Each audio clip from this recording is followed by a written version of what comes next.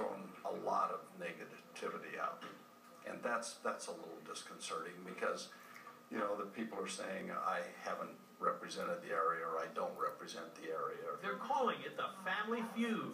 His opponents, both Democrat and Republican, are charging nepotism, including Republican Dante Acosta, who wears his deceased son's dog tags after the young man was killed in Afghanistan.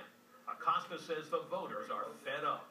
They're tired of the nepotism in the politics. They're tired of the corruption in politics. And I think he comes to it with that kind of entitlement mentality where I can run my wife for office, I don't have to, you know, address any of the issues, the important issues locally or on the national level. McKeon's biggest problem may be the perception that he hasn't done enough to fight against a huge proposed local gravel and sand mine by CEMEX, a corporate giant.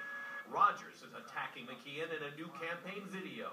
Will someone please stand up and stop the CEMEX mine, not Buck McKeon? It's going to be an ecological nightmare and a disaster for the traffic for Santa Clarita and the Antelope Valley. The battle has lasted almost a decade, and McKeon says he fought it tooth and nail, but a ban on earmarks in Congress left his hands tied this year.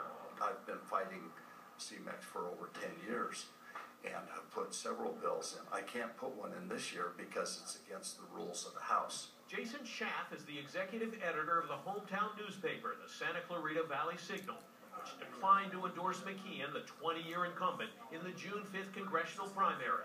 Schaff says CEMEX is the most important issue to many voters in the district, but so is anger against incumbents. I think it goes back to just the mood locally and throughout the country about incumbents, and you know, is 20 years too long to be in Congress?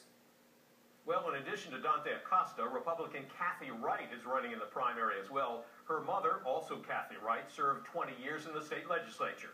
Despite the criticism, most local observers still expect McKeon to win the primary and the general election in November. But if his opponents come close next week, it could breathe new life into whoever gets into the runoff. Sylvia? All right, Dave, thanks. The first private space